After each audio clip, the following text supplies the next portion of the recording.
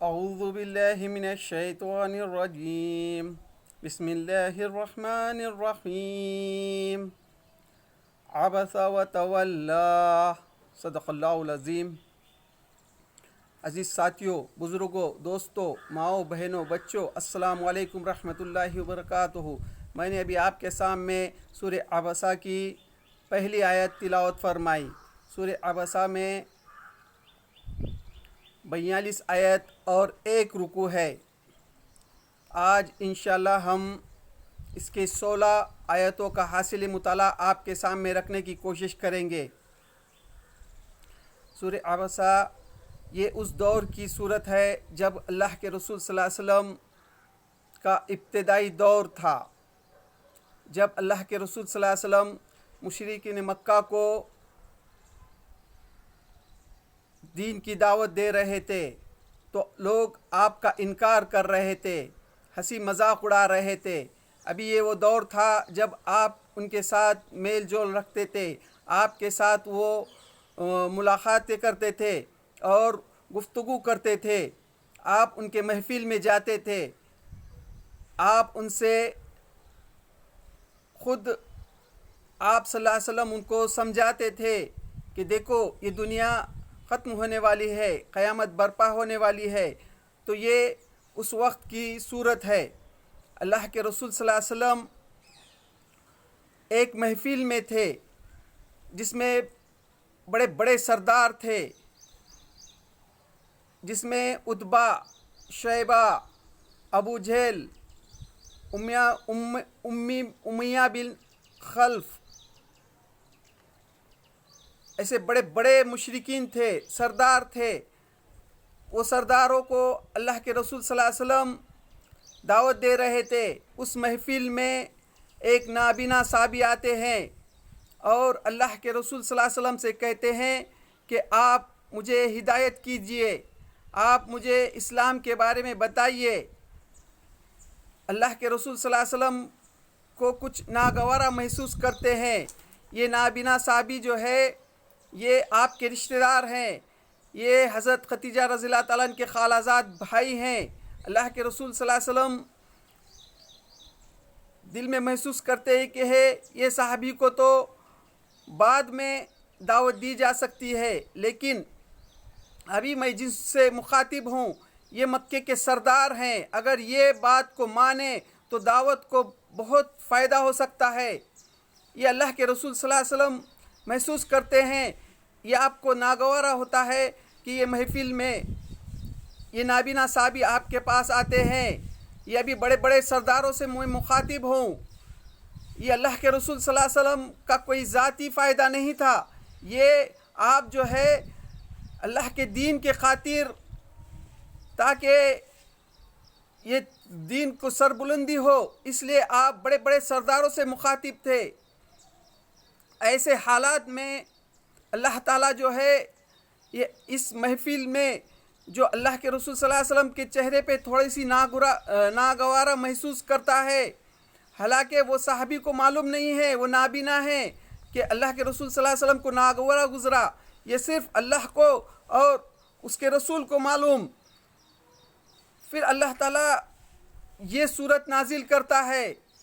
ہاں دوستو، آئیے اب ہم اس صورت کے پہ تھوڑا غور کریں۔ بسم اللہ الرحمن الرحیم۔ عبس وتولی، ترش روح ہوا اور بے رخی برتی اس بات پر کہ وہ اندھا اس کے پاس آ گیا۔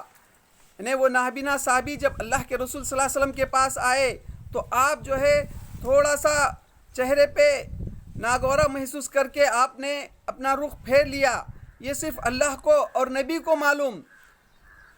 ہاں، اللہ تعالیٰ اس کی نوٹس لیتا ہے، تمہیں کیا خبر، شاید وہ سدھر جائے یا نصیحت پر دھیان دے، اور نصیحت کرنا اس کے لیے نفع ہو۔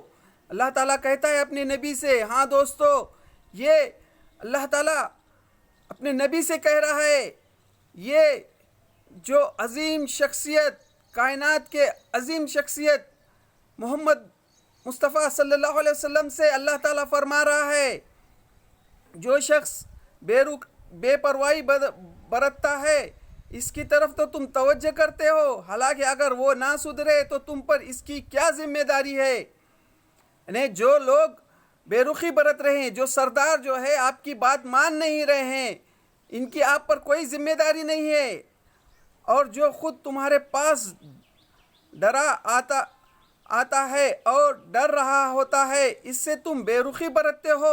یعنی وہ نابینا صحابی جو آپ کے پاس خود چل کر آ رہے ہیں، تم ان سے بے رخی برت رہے ہو؟ ہرگز نہیں، یہ بات ایسی بات ہرگز نہیں ہے۔ یعنی اللہ تعالیٰ جو ہے مخاطب کس سے ہے؟ اپنے نبی سے، وہ محبوب نبی۔ ہاں دوستو، یہ تو ایک نصیحت ہے، جس کا جی چاہے اسے قبول کرے۔ یہ ایسے صحیفوں میں درج ہے جو مکرم ہیں، بلند مرتبہ ہیں، پاکیزہ ہیں، معزز اور نیک کاتب کے ہاتھوں میں رہتے ہیں۔ ہاں دوستو، اللہ تعالیٰ جو ہے اپنے نبی سے فرما رہا ہے۔ ہاں دوستو، سید قطب شہید رحمۃ اللہ علیہ فی ظلال القرآن میں لکھتے ہیں، یہ واقعہ کوئی معمولی واقعہ نہیں تھا، یہ انسانیت کی ایک نئی پیدائش تھی۔ ہاں، یہ ایک نئی پیدائش تھی، ایک پیدائش جو وہ اپنی ماں کے پیٹ سے جنم لیتا ہے، لیکن یہ یہاں سے ایک انسانیت کی نئی پیدائش تھی۔ دوستو، اس واقعے پہ غور کرو۔ دنیا کا بڑے سے بڑا انسان، کسی کو اگر کسی غلطی پر ٹوکا جائے تو وہ اپنی غلطی کو سدھار سکتا ہے، لیکن یہ جو ہے قربان جائے میرے نبی پر، وہ اس کو جو ہے قیامت تک کے لیے قرآن مجید میں اس کو درج کر لیتے ہیں۔ ہاں دوستو، اللہ تعالیٰ جو ہے آپ پر وہی نازل کرتا ہے، لیکن آپ جو ہے اس بات کو قیامت تک آنے والے انسانوں کے سامنے رکھ دیتے ہیں۔ یہ واقعہ کوئی معمولی واقعہ نہیں، یہ انسانیت کی نئی پیدائش ہے۔ سید قطب شہید رحمۃ اللہ علیہ فی ظلال القرآن میں اللہ کے رسول صلی اللہ علیہ وسلم کے بہت سے واقعات لکھتے ہیں، جس میں سے کچھ واقعات میں آپ کے سامنے رکھنے کی کوشش کروں گا۔ اللہ کے رسول صلی اللہ علیہ وسلم اس وقت، ہاں دوستو، یہ کرتے ہیں کہ اپنی خالہ زاد بہن زینب رضی اللہ تعالیٰ عنہ کا نکاح اپنے آزاد غلام زید بن حارث رضی اللہ تعالیٰ عنہ کے ساتھ کرتے ہیں۔ ہاں دوستو، شادی بیاہ کا معاملہ کتنا نازک ہوتا ہے یہ ہم سب جانتے ہیں، لیکن اس رسموں کو توڑنے کے لیے آپ اپنے غلام سے، ایک اعلیٰ خاندان کی جو آپ کی خالہ زاد بہن ہے، اس سے نکاح کرتے ہیں۔ اور دوستو، ایک غزوے کے موقع پر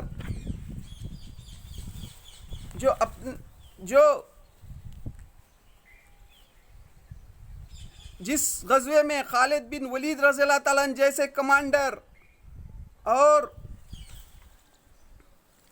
جعفر بن ابی طالب جو آپ کے چچا زاد بھائی ہیں، اور اس میں بڑے بڑے صحابی رہتے ہیں، تو ان کے کمانڈر حضرت زید بن حارث کو بناتے ہیں۔ ان کے ساتھ اس لشکر کو روانہ کرتے ہیں۔ اس جنگ میں جو ہے 3 صحابی جب شہید ہوتے ہیں تو اس کی کمان جو ہے خالد بن ولید رضی اللہ تعالیٰ عنہ سنبھال لیتے ہیں۔ پھر اس کے بعد جب روم سے جنگ ہوتی ہے، جنگ کا موقع رہتا ہے، رومن امپائر کے خلاف جب آپ لشکر بھیجتے ہیں تو اس کے سپہ سالار، اس کے کمانڈر اسامہ رضی اللہ تعالیٰ عنہ کو کرتے ہیں۔ یہ اسامہ رضی اللہ تعالیٰ عنہ زید بن حارث رضی اللہ تعالیٰ عنہ کے بیٹے ہیں اسامہ بن زید، تو ان کے لشکر میں بڑے بڑے صحابہ ابو بکر صدیق رضی اللہ تعالیٰ عنہ، عمر رضی اللہ تعالیٰ عنہ، سعد بن ابی وقاص رضی اللہ تعالیٰ عنہ، ایسے بڑے بڑے سپہ سالار ہوتے ہیں جو اسامہ کے زیر نگرانی رہتے ہیں۔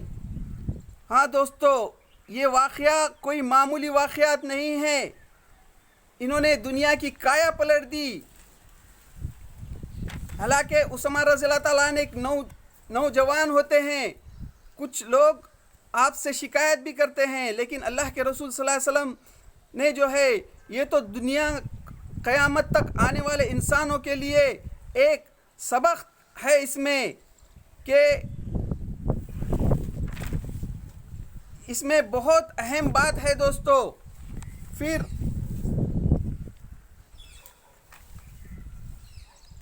ایک واقعہ اور لکھتے ہیں کہ حضرت ابو ذر غفاری رضی اللہ تعالیٰ عنہ کا اور حضرت بلال رضی اللہ تعالیٰ عنہ کا آپس میں جھگڑا ہوتا ہے، تو ابو ذر غفاری رضی اللہ تعالیٰ عنہ بلال رضی اللہ تعالیٰ عنہ کو کہتے ہیں، اے کالی ماں کے بیٹے، جب اللہ کے رسول صلی اللہ علیہ وسلم کے کو یہ بات معلوم ہو جاتی ہے تو اللہ کے رسول صلی اللہ علیہ وسلم حضرت ابو بکر غفاری رضی اللہ تعالیٰ عنہ کو ڈانٹتے ہیں، تو حضرت ابو ذر غفاری رضی اللہ تعالیٰ عنہ کو جب احساس ہوتا ہے تو اپنی پیشانی زمین پر ٹکا دیتے ہیں اور کہتے ہیں جب تک بلال رضی اللہ تعالیٰ عنہ اپنے پیر سے میری گردن کو نہ مسوڑے میں جب تک نہیں سر اٹھاؤں گا۔ ہاں دوستو، یہ اور اس طرح کے بہت سے واقعات جو ہے اس میں سید قطب شہید لکھتے ہیں، اور اسی طرح اللہ کے رسول صلی اللہ علیہ وسلم کے جاں نثار خلفائے راشدین کے واقعات بھی لکھتے ہیں۔ جب اللہ کے رسول صلی اللہ علیہ وسلم اس دنیا سے رخصت ہو گئے، خلیفہ اول ابو بکر صدیق رضی اللہ تعالیٰ عنہ جب خلیفہ بنائے گئے تو ابو بکر صدیق رضی اللہ تعالیٰ عنہ نے جو روم کے لیے جو اللہ کے رسول صلی اللہ علیہ وسلم نے جو لشکر تیار کیا تھا، جو آپ کی وفات کی وجہ سے روانہ نہیں ہو سکا، تو اسی اسامہ بن زید رضی اللہ تعالیٰ عنہ کو ہی کمانڈر مقرر کرتے ہیں، اور ان کے انڈر میں عمر رضی اللہ تعالیٰ عنہ جیسے ذلیل القدس صحابی ہوتے ہیں، ابو بکر صدیق رضی اللہ تعالیٰ عنہ ان کے ساتھ پیدل چلتے ہیں مدینہ سے باہر تک۔ آپ اسامہ رضی اللہ تعالیٰ عنہ کو تھوڑا سا ناگوارا محسوس ہوتا ہے، آپ کہتے ہیں کہ آپ اونٹ پر بیٹھ جائیے۔ ابو بکر صدیق رضی اللہ تعالیٰ عنہ کہتے ہیں نہ آپ اونٹ سے اتریں گے نہ میں اونٹ پر بیٹھوں گا، سوار ہوں گا۔ اور اس وقت جو ہے ان کے لشکر میں عمر رضی اللہ تعالیٰ عنہ جیسے صحابی تھے۔ ابو بکر صدیق رضی اللہ تعالیٰ عنہ محسوس کرتے ہیں کہ مدینہ میں عمر رضی اللہ تعالیٰ عنہ کی ضرورت ہے، تو آپ ان سے درخواست کرتے ہیں، کیونکہ یہ کمانڈر ہوتے ہیں لشکر کے، تو ان سے اجازت لینا ضروری ہے، تو ان سے کہتے ہیں کہ عمر کو میرے پاس چھوڑ جاؤ۔ ہاں دوستو، یہ تھے اس دور کے صحابہ جنہوں نے قیامت تک کے لیے ایک تاریخ لکھ دی۔ یہ کوئی واقعات جو ہے معمولی واقعات نہیں تھے، ہاں یہ انسانیت کی ایک نئی پیدائش تھی۔ یہ اس وقت جو ہے فیصلے جو ہے تو آسمان سے ہوتے تھے، یہ ڈائریکٹ کنیکشن تھا اللہ کے ساتھ۔